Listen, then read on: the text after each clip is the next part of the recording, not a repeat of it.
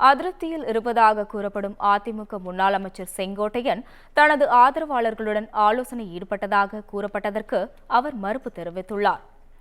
அத்திக்கடவு அவிநாசி திட்ட நன்றி தெரிவிப்பு விழா அழைப்பிதழில் எம்ஜிஆர் ஜெயலலிதா புகைப்படம் இல்லாதது குறித்து தனது கருத்தை தெரிவித்ததோடு நிகழ்ச்சியையும் அமைச்சர் செங்கோட்டையன் புறக்கணித்தார்.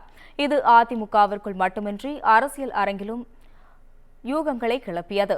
இந்த சூழலில் கோபிச்செட்டிப்பாளையம் அடுத்துள்ள குள்ளம்பாளையம் பகுதியில் இருக்கும் முன்னாள் அமைச்சர் செங்கோட்டையனுடைய வீட்டிற்கு ஒரு உதவி ஆய்வாளர், ஒரு காவலர் என 4 போலீஸ் பாதுகாப்பு போடப்பட்டது. பல்வேறு சந்தேகங்களை எழுப்பியது. இந்த நிலையில் செங்கோட்டையன் இல்லத்தின் முன்பாக அவரது ஆதரவாளர்கள் கூடியிருப்பதாகவும் அவர்களுடன் ஆலோசனை மேற்கொள்ள இருப்பதாகவும் பரபரப்பு கிளம்பியது. இதுகுறித்து செங்கோட்டையனிடம் செய்தியாளர்கள் கேள்வி எழுப்பினர். அப்போது கோவை பேரூர் பட்டீஸ்வரர் கோவிலுக்கு சென்று சுவாமி தரிசனம் செய்துவிட்டு வந்ததாக அவர் தெரிவித்தார்.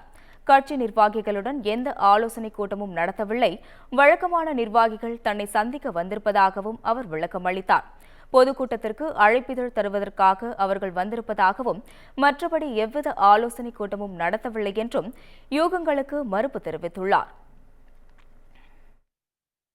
100 பேர் 200 பேர் வருவாங்க.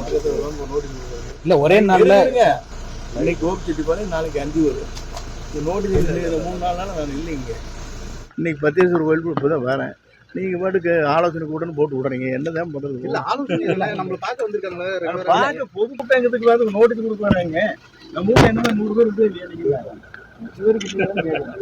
என்னைக்கு 100 பேர் 200 பேர் நம்ம ஊருக்கு வருவோம். ஜாஸ்தி எனக்கு தெரியும்.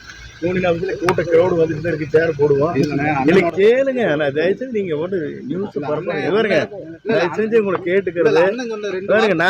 நான் சொல்றது 2 நிமிஷம் கேளுங்க. அதெல்லாம் அதோட புடிச்சிடு. அண்ணன் சொன்ன 2 வார்த்தை தான் இன்னைக்கு ரொம்ப இதா போயிட்டு இருக்கு.